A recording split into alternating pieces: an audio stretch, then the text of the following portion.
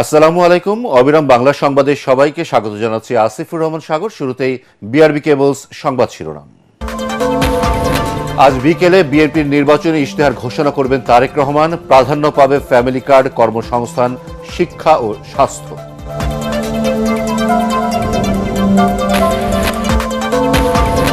আজ দক্ষিণাঞ্চলের 4 জেলা সফরে যাচ্ছেন জামায়াতের আমির। বক্তব্য রাখবেন বরিশাল, পটুয়াখালী, ঝালকাঠি ও পিরোজপুরের জনসভায়।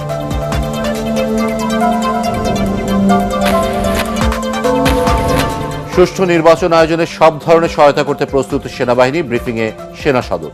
সামাজিক যোগাযোগ মাধ্যমে অপপ্রচার চ্যালেঞ্জ হিসেবে দেখছে নির্বাচন কমিশন। এবং আইনি জটিলতায় নতুন সংসদ সদস্যদের শপথ পড়াতে পারবেন না গত সংসদের স্পিকার ও ডেপুটি স্পিকার। দ্রুত সিদ্ধান্ত নেওয়া হবে আইন উপদেষ্টা। শুনছিলেন বিআরবি কেবলস সংবাদ শিরোনাম। এবার বিস্তারিত। আজ বিকেল 3টায় সোনারগাঁও হোটেলে বিএনপির নির্বাচনী ইশতেহার ঘোষণা করা হবে। বিএনপির চেয়ারম্যান তারেক রহমান এই ইশতেহার ঘোষণা করবেন বলে দলের পক্ষ থেকে জানানো হয়েছে। এদিকে ত্রয়োদশ জাতীয় সংসদ নির্বাচনের প্রচারণার অংশ হিসেবে 8 ফেব্রুয়ারি রোববার বিএনপির সবশেষ নির্বাচনী জনসভা অনুষ্ঠিত হবে।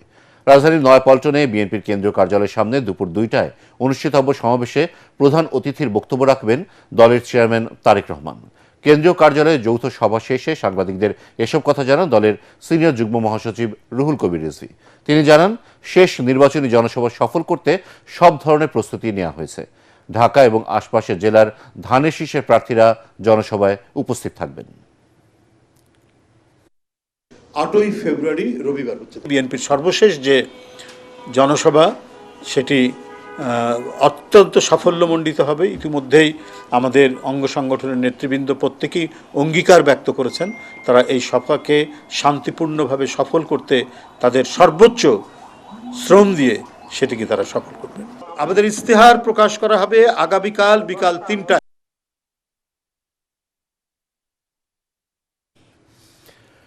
নির্বাচনী প্রচার ও জনসভায় অংশ নিতে বরিশাল বিভাগ সফরে আসছেন জামায়াতের আমির ডক্টর শফিকুর রহমান। এ সময় তিনি বিভাগের 4 জেলার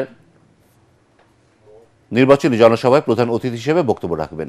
জামায়াতে ইসলামীর সহকারী সেক্রেটারি জেনারেল ও বরিশাল অঞ্চল পরিচালক অ্যাডভোকেট মুয়াজ্জম হোসাইন হেলাল জানান, সকাল 10টায় জামায়াতের আমির শফিকুর রহমান বরিশালের মেহেন্দিগঞ্জ উপজেলার পাতারহাট আরশি কলেজ মাঠে জামায়াতের ইসলামী আয়োজিত জনসভায় উপস্থিত হবেন।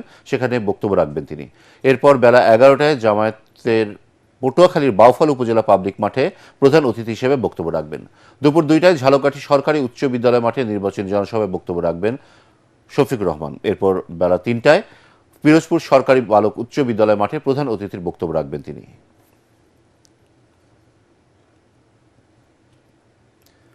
এখন পর্যন্ত নির্বাচনে কোনো ধরনের ঝুঁকি নেই। এবার নিশ্চিন্তে ভোট কেন্দ্রে আসতে পারবেন ভোটাররা। জাতীয় সংসদ নির্বাচন ও গণভোট উপলক্ষে সেনাবাহিনী প্রধানের ঢাকা মহানগরে সেনা ক্যাম্প পরিদর্শন ও মতবিনিময় সভা নিয়ে আয়োজিত সংবাদ সম্মেলনে এসব কথা বলেন বাহিনীর ডাইরেক্টর মিলিটারি অপারেশনস। জানান, ঝুঁকি তৈরি হলে আইনের মধ্য থেকে সব ধরনের ব্যবস্থা নেবে সেনাবাহিনী। জিএম তসলিমের রিপোর্ট। ত্রয়োদশ জাতীয় সংসদ নির্বাচন ও গণভোট উপলক্ষে জাতীয় স্টেডিয়াম গুলিস্তানে অবস্থিত সেনা ক্যাম্প পরিদর্শন ও অসামরিক প্রশাসনের সাথে মতবিনিময় করেন সেনাবাহিনী প্রধান জেনারেল ওয়াকারুজ্জামান। ঊর্ধ্বতন সামরিক, ঢাকা মহানগর, বিভাগীয় ও জেলা প্রশাসন সহ বিভিন্ন আইন শৃঙ্খলা বাহিনীর কর্মকর্তাদের সাথে মতবিনিময় করেন তিনি। এই সময় পেশাদারিত্ব, নিরপেক্ষতা, শৃঙ্খলা, ধৈর্য ও নাগরিক বান্ধব আচরণের মাধ্যমে দায়িত্ব পালনে গুরুত্বারোপ করেন সেনাপ্রধান।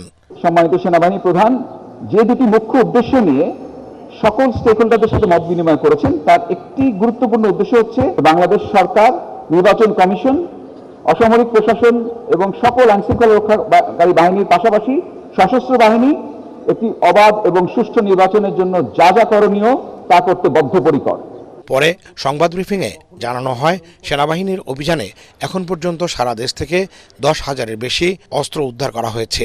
নির্বাচনী মাঠে প্রায় 1,10,000 সেনা, নৌ ও বিমান বাহিনীর সদস্যরা দায়িত্ব পালন করবেন। সাধারণ মানুষ যাতে নির্ভয়ে এবং স্বাচ্ছন্দ্যে যারা ভোট কেন্দ্রে আসতে পারে সে ব্যাপারে আমাদের নিয়মিত টহল জারি থাকবে। সেনা সদরের director military operations brigadier general Dewan Mohammad Manzur Hossain বলেন, এবারে নির্বাচনে সবথেকে বড় চ্যালেঞ্জ হচ্ছে গুজব। এই বিষয়ে সবার সহযোগিতা চান তিনি। আপনারা যদি বস্তুনিষ্ঠ এবং তথ্য নির্ভর একটা সংবাদ যদি আপনারা প্রকাশ করেন, ইলেকট্রনিক এবং যেটা মেইন স্ট্রিম মিডিয়া যেটা, সেখানে যদি এটা নিয়ে আসা যায়, তাহলে এটা অনেকটাই রোধ করা সম্ভব হবে। গত নির্বাচনগুলোতে 40 থেকে 45 হাজার সেনা মোতায়েন থাকলেও নিরপেক্ষ ও সুষ্ঠু নির্বাচনের স্বার্থে এবার 1 লাখেরও বেশি সেনা মোতায়েন করা হয়েছে। প্রস্তুত রাখা হয়েছে সব বাহিনী ও সংস্থার হেলিকপ্টার। এবারই প্রথম ভোট কেন্দ্রে প্রবেশের অনুমতি দেওয়া হয়েছে সেনাবাহিনীকে। GM Taslim, ATN Bangla, Dhaka. ভোটকে ঘিরে সামাজিক যোগাযোগ মাধ্যমে অপপ্রচার চ্যালেঞ্জ হিসেবে দেখছে নির্বাচন কমিশন। পরিস্থিতি নিয়ন্ত্রণে মেটার সঙ্গে আলোচনা চলছে বলে জানিয়েছেন ইসি সচিব ডাক্তার আক্তার আহমেদ।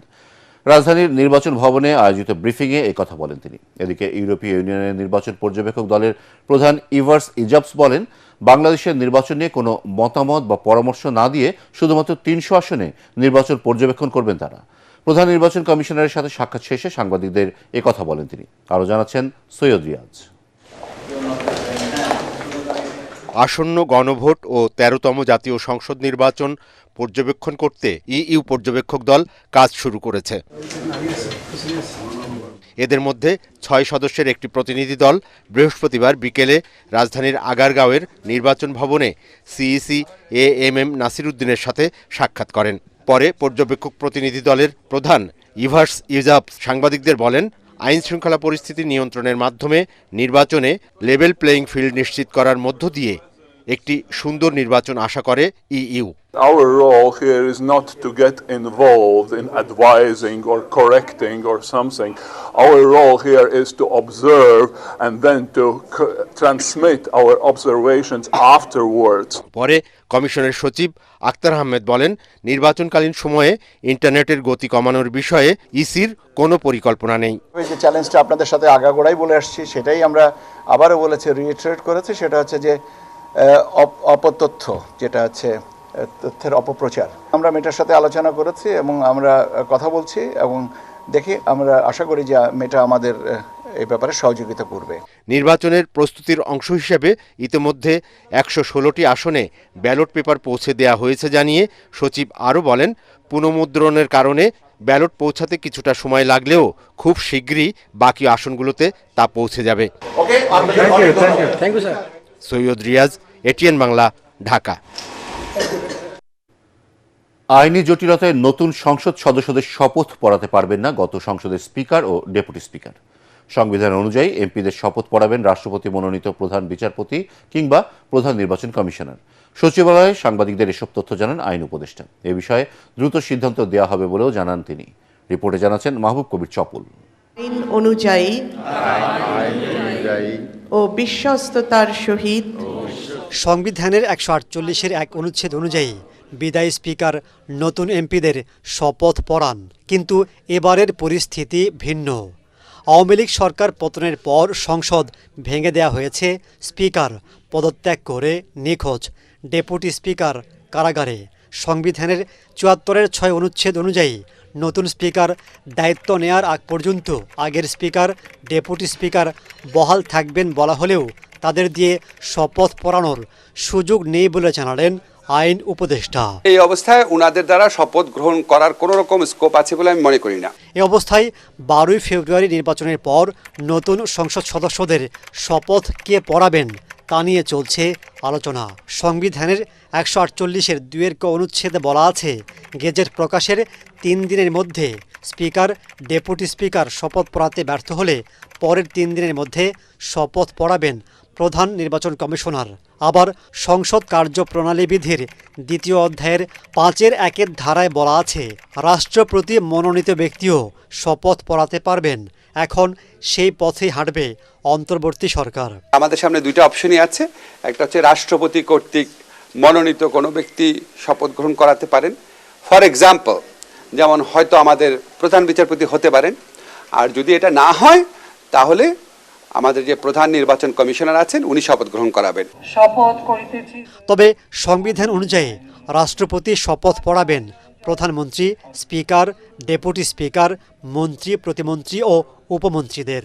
প্রতিমন্ত্রী রূপে মাহবুব কবির, চপল, এটিএন বাংলা, ঢাকা। এখন দেখবেন সালাম স্টিল ভোটের গাড়ি। নানা প্রতিশ্রুতি দিয়ে ভোটারদের দ্বারে দ্বারে ছুটছেন পটুয়াখালী ৪ আসনের প্রার্থীরা। কুয়াকাটা সমুদ্র সৈকতে ভাঙন রোধ করে আধুনিক পর্যটন ব্যবস্থা গড়ে তোলা সহ নানা প্রতিশ্রুতি দিচ্ছেন তারা। ভোটে শান্তিপূর্ণ পরিবেশ নিশ্চিতের দাবি এলাকাবাসীর। পটুয়াখালী থেকে আরিফ সুমনের পাঠানো রিপোর্ট, জানাচ্ছেন মিজান শাহজাহান। কলাপাড়া ও রাঙাবালী উপজেলা নিয়ে গঠিত সংসদীয় আসন পটুয়াখালী ৪। কুয়াকাটা সমুদ্র সৈকত এই আসনের আওতাভুক্ত। এছাড়া পায়রা বন্দর, পায়রা তাপবিদ্যুৎ কেন্দ্র, দেশের দ্বিতীয় বৃহত্তম মৎস্য বন্দর, submarine cable landing station, Sherebangla নৌঘাটি সহ নানা স্থাপনার কারণে আসনটিকে বরিশাল বিভাগের ২১টি আসনের মধ্যে সবচেয়ে গুরুত্বপূর্ণ আসন হিসাবে বিবেচনা করা হয়। এই আসনে বিএনপির প্রার্থী দলটির কেন্দ্রীয় প্রশিক্ষণ বিষয়ক সম্পাদক ABM মোশাররফ হোসেন। অন্যদিকে বিএনপি থেকে পদত্যাগ করে ইসলামী আন্দোলনের প্রার্থী হয়েছেন অধ্যাপক মোস্তাফিজুর রহমান।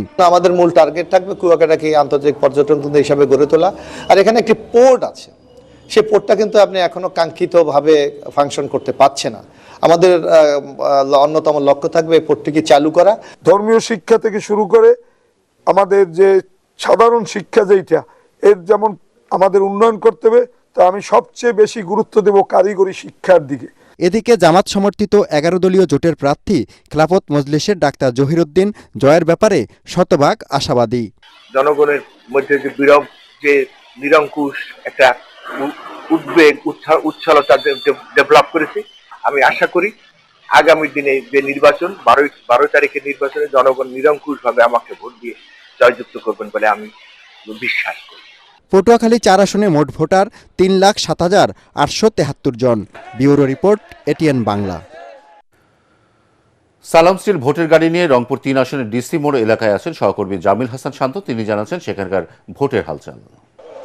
সালাম স্টিল ভোটের গাড়ি নিয়ে আমরা বর্তমানে অবস্থান করছি ডিসি মোড়ে। এটি রংপুর ৩ আসনের অন্তর্ভুক্ত। যেহেতু আজ শুক্রবার, এখনো পর্যন্ত তেমন প্রচার প্রচারণার কাজ শুরু হয়নি রংপুর এই শহরে। এই এলাকা থেকে বিএনপি প্রার্থী রয়েছেন শামসুজ্জামান সামু এবং এলাকা 10 দলীয় জোট থেকে দাঁড়িপাল্লার প্রতীক নিয়ে নির্বাচন করছেন মাহবুবুর রহমান বেলাল। এছাড়াও কিন্তু এলাকায় জাতীয় পার্টির লাঙন মার্কা নিয়ে GM কাদের, তিনিও কিন্তু এলাকার সংসদ পদপ্রার্থী। এলাকায় কিন্তু নির্বাচনী আমেজ বেশ জমজমাটভাবে চলছে। একটা উৎসবমুখর পরিবেশ বিরাজ করছে রংপুর এই শহরে। তবে এলাকায় যারা স্থানীয় বাসিন্দারা রয়েছে তারা আমাদেরকে জানিয়েছেন এলাকায় কিন্তু কর্মসংস্থানের একটি চরম অভাব রয়েছে। সেই পাশাপাশি এলাকায় শিল্প কলকারখানা নেই এবং এলাকায় কিন্তু বিশুদ্ধ পানি পায় না এলাকা যারা সাধারণ মানুষরা রয়েছেন। তারা আমাদেরকে বলছেন এইসব সমস্যা যে দূর করতে পারবেন এবং এলাকার রাস্তাঘাট যে উন্নয়ন করতে পারবে আগামী সংসদীয় নির্বাচনে, তাকেই কিন্তু এলাকার মানুষ ভোট দিয়ে জয়যুক্ত করবেন। আপনাকে জানার কাছে এলাকায় ভোটার সংখ্যা রয়েছে 5,08,000-এরও বেশি। সালাম স্টিল ভোটের গাড়ি নিয়ে এই ছিল আমার কাছে রংপুর 3 আসন থেকে নির্বাচনী প্রচার প্রচারণার সর্বশেষ খবর। বাগেরহাট 1 আসনে মুখোমুখি বিএনপি, জামায়াত ও স্বতন্ত্র প্রার্থী, ফলে জমে উঠেছে নির্বাচনী লড়াই। ভোটাররা বলছেন দল দেখে নয়, প্রার্থীর যোগ্যতা থেকে ভোট দেবেন তারা। খায়রুল ইসলামের রিপোর্ট। ফকিরহাট, মোল্লারহাট ও চিতলমারী উপজেলা নিয়ে গঠিত বাগেরহাট 1 আসন। এই আসনটিতে পুরোদমে বইছে নির্বাচনী হাওয়া। এই আসন থেকে বিএনপির সাবেক নেতা, এবারের স্বতন্ত্র প্রার্থী MAH সেলিম 2001 সালে সংসদ সদস্য নির্বাচিত হয়েছেন। বিএনপির প্রার্থী থাকলেও তিনি আসনের মূল প্রতিদ্বন্দ্বী। আমার এখন ভয় হয় যে ম্যাক্সিমাম তরুণরা কর্মসংস্থান না হওয়াতে তারা অন্যদিকে ধাবিত হচ্ছে। তা আমার, যদি আল্লাহ আমাকে এখানে নির্বাচিত করে, আমি চেষ্টা করব বাগেরহাটে যে কর্মসংস্থানের একটা ভালো পরিবেশ সৃষ্টি করার জন্যে। এবং এ বাদেও আমার অনেক টাইপের পরিকল্পনা আছে। এবার বিএনপি মনোনয়ন দিয়েছে কপিল কৃষ্ণ মণ্ডলকে, তবে তাকে নিয়ে এলাকায় রয়েছে মিশ্র প্রতিক্রিয়া। এই কপিলের নামে একাধিক রাষ্ট্রদ্রোহী মামলা আছে। নমিনেশন কিনেছেন আমাদের হিন্দুদের নাম ভাঙাইয়ে, এই জায়গায় একটা হিন্দু কাউ চলে না থাকে। সে সহসভাপতি ছিল এবং সে একজন আওয়ামী লীগের দোসর। পিছিয়ে নেই জামাতের প্রার্থীও। দাঁড়িপাল্লার প্রতীক নিয়ে মশিউর রহমান খান এলাকাবাসীর সমস্যা সমাধানের প্রতিশ্রুতি দিয়ে ভোট চাইছেন। এই নির্বাচনের ইতিহাস বিশ্বকে জানিয়ে দেবে যে না, বাংলাদেশে গণতান্ত্রিক পদ্ধতিতে উল্লেখযোগ্য কোনো সংঘাত ছাড়াই একটি সুন্দর, ক্রেডিবল, নিরপেক্ষ নির্বাচন অনুষ্ঠিত হয়েছে। তবে ভোটাররা চাইছেন একজন সৎ যোগ্য প্রার্থীকে নির্বাচিত করতে, যিনি কথায় নয় কাজে নিজের যোগ্যতার প্রমাণ দেবেন। আমরা চাচ্ছি দুর্নীতিমুক্ত একটা প্রার্থী পাবো এবং সে প্রত্যেকের জন্য কাজ করবে। পানির সমস্যা সমাধানের জন্য আর কি যে বেশি গুরুত্ব দেবে, মনে হবে যে সে দায়িত্ব নিয়ে করবে আর কি, সেরকম একজন প্রার্থীকে চাচ্ছিলাম। কোনো গরিব মানুষ দিনমজুরি তার কাছে যে ব্যর্থতা না হয়, সঠিক বিচার যাতে পায় সেই প্রার্থী চাই। ব্যক্তিগতভাবে যদি বলতে হয় তাহলে আমরা চাই দেশের উন্নয়ন, পাশাপাশি আমার নিজস্ব এলাকার উন্নয়ন। খায়রুল ইসলাম, এটিএন বাংলা, বাগেরহাট। সালামসির ভোটের গাড়ি নিয়ে সাভারের নির্বাচনী প্রচারণার খবর জানাচ্ছেন প্রতিনিধি শেখ বাশার। ভোটের গাড়ি নিয়ে আমি এখন আছি ঢাকা 19 সাভার আসলে এখানে ভোটার সংখ্যা 7.5 লাখ, আর অধিকাংশ ভাসমান ভোটার এরা বিভিন্ন প্রতিষ্ঠানের শ্রমিকদের ভোটার প্রদানে সমীকরণ ভিন্ন হয়ে গেছে। আমরা এখন জানবো শ্রমিকরা, সাধারণ শ্রমিকরা ভোট প্রদান নিয়ে কি বলে। আমরা মেন কোনো চিনি না, ধানের শিশু চিনি না, দাঁড়িপাল্লাও চিনি না। যারা আমাদের উন্নয়ন দেখবে আমরা তাদেরকে দেখবো। শ্রমিকরা জানালেন তাদের বিভিন্ন সমস্যার সমাধান যে সমস্ত প্রার্থীরা দিতে পারবেন, সেই সমস্ত যোগ্য প্রার্থীরাই তারা আগামীতে সংসদ সদস্য হিসেবে নির্বাচিত করবেন। সালাম স্টিলের ভোটের গাড়ি নিয়ে এই ছিল আমার কাছে সর্বশেষ সংবাদ। দর্শক, বরিশালের মেহেন্দিগঞ্জের জামায়াত ইসলামী আয়োজিত নির্বাচনী জনসভায় বক্তব্য রাখছেন দলের আমির ডাক্তার শফিকুর রহমান। আমরা সরাসরি চলে যাচ্ছি সেখানে। স্বাভাবিকভাবে ক্ষমতা হস্তান্তর না হওয়ার কারণে একটা যুদ্ধ অনিবার্য হয়ে ওঠে, যেটা বাংলাদেশের মুক্তিযুদ্ধ। সেই যুদ্ধের মধ্য দিয়ে একই ভূখণ্ড আবার নতুন করে স্বাধীনতা লাভ করে বাংলাদেশ। এই বাংলাদেশের জনগণকে বলা হয়েছিল, যদি আমরা নিজেদেরকে শাসন করার সুযোগ পাই তাহলে আমরা এই দেশকে ইবনে বতুতা যে দেশ এসে দেখে গেছে সেই দেশে পরিণত করব। অর্থাৎ দেশটি হবে সুজলা সুফলা শস্য শ্যামলা, চতুর্দিকে মানুষ শান্তিতে বসবাস করবে, নিরাপত্তা এখানে শতভাগ নিশ্চিত হবে, মানুষ কাজ পাবে, উন্নয়নের অংশীদার হবে, সমাজের সব ক্ষেত্রে ইনসাফ প্রতিষ্ঠিত হবে, আর কোনো বৈষম্য থাকবে না।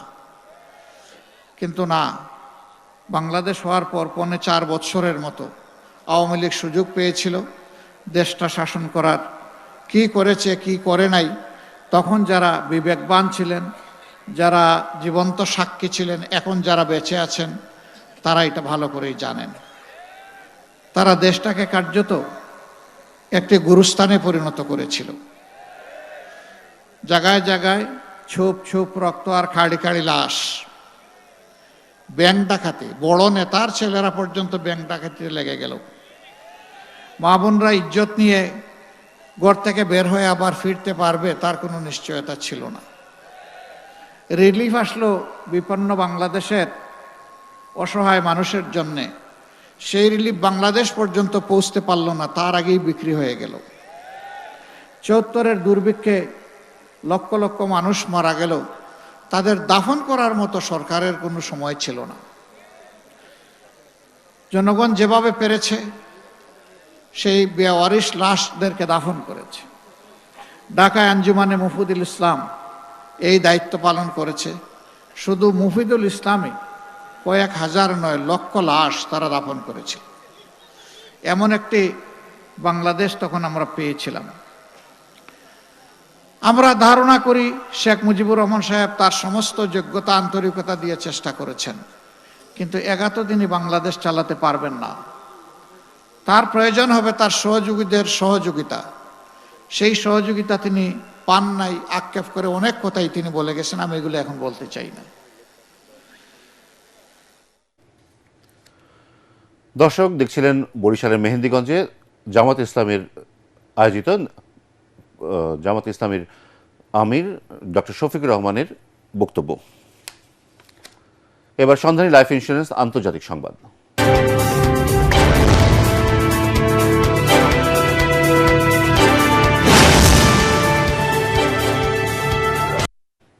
চলমান উত্তেজনা প্রশমনে আজ আলোচনায় বসতে যাচ্ছে যুক্তরাষ্ট্র ও ইরান। প্রাথমিকভাবে তুরস্কের ইস্তাম্বুলে বসার কথা থাকলেও দুপক্ষই এখন ওমানের মাস্কাটে আলোচনায় বসবে বলে রাজি হয়েছে। তবে আলোচনার বিষয়বস্তু নিয়ে এখনো অনড় অবস্থানে দুই দেশ।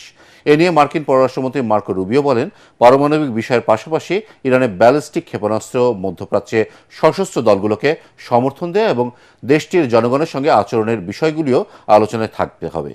জবাবে ইরান স্পষ্ট জানিয়েছে, পারমাণবিক বিরোধ নিয়ে আলোচনাকে তেহরান স্বাগত জানায়, কিন্তু এর বাইরে ক্ষেপণাস্ত্র কর্মসূচি ও অন্যান্য বিষয় নিয়ে আলোচনা কোনো সুযোগ নেই, বরং এ বিষয়ে মার্কিনীদের চাপ আলোচনাকে ব্যাহত করবে।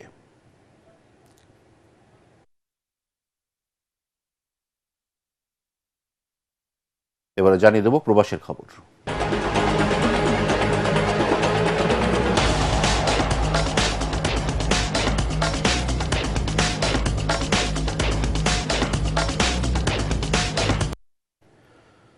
বাংলাদেশের সংখ্যালঘু সম্প্রদায়ের ওপর সহিংসতায় নিহতদের স্মরণে নিউ ইয়র্কে অনুষ্ঠিত হলো একটি আন্তঃধর্মীয় প্রার্থনা ও স্মরণ সভা।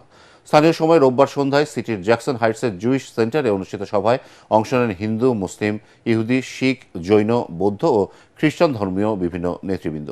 বাংলাদেশের ধর্মীয় সংখ্যালঘু, বিশেষ করে হিন্দু সম্প্রদায়ের ওপর সাম্প্রতিক সহিংসতায় নিহতদের স্মরণে এই কর্মসূচির আয়োজন করা হয়। শুভ রায়ের সঞ্চালনায় এদিন বক্তব্য দেন স্থানীয় আর মূলধারার নেতৃবৃন্দ। তারা নিহত সকলের সুবিচারের দাবি জানান। অনুষ্ঠানের মূল অংশে নিহতদের স্মরণে প্রদীপ ও মোমবাতি প্রজ্বলন এবং 1 মিনিট নীরবতা পালন করা হয়। এদিন বৈরী আবহাওয়া উপেক্ষা করে নিউ ইয়র্ক ছাড়াও নিউ জার্সি, কানেকটিকাট, বস্টন থেকেও অনেকে অনুষ্ঠানে যোগ দেন। স্মরণসভায় প্রবাসী বাংলাদেশি নেতৃবৃন্দের মাঝে উপস্থিত ছিলেন কলামিস্ট শীতাংশু গুহ, ডক্টর দিলীপ নাথ, বিদ্যুৎ সরকার, রামদাস ঘরামি প্রমুখ। এবার খেলার খবর।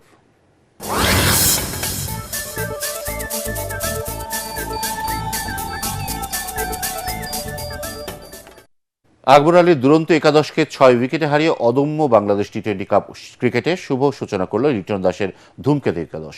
145 রানে জয়ের টার্গেটে নেমে লিটন দাস ও সাইফ হাসানের 50-তে 23 বল হাতে রেখে 4 উইকেটে 146 রান তুলে জয় পায় ধূমকেতু। লিটন দাস সর্বোচ্চ 65 রানে অপরাজিত থাকেন, আর সাইফ হাসান করেন 50 রান। এর আগে মিরপুর শেরেবাংলা স্টেডিয়ামে টসে হেরে ব্যাটিং করে 143 রানে অল আউট হয় দুরন্ত একাদশ। দলের পক্ষে সর্বোচ্চ 39 রান করেন রবিন। অধিনায়ক আকবর আলী করেন 18 রান।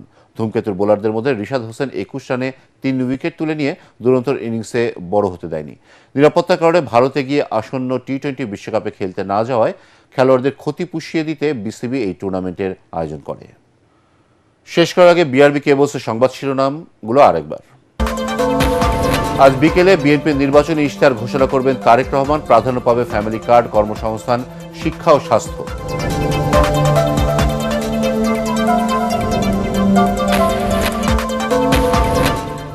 বরিশালের নির্বাচনী জনসভায় বক্তব্য রাখেন জামায়াতের আমির। এছাড়াও অংশ নেবেন পটুয়াখালী, ঝালকাঠি ও পিরোজপুরের জনসভায়।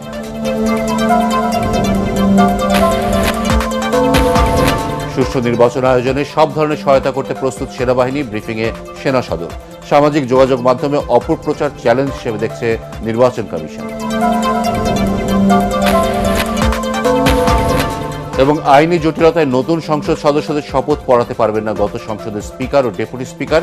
দ্রুত সিদ্ধান্ত নেওয়া হবে, জানালেন আইন উপদেষ্টা।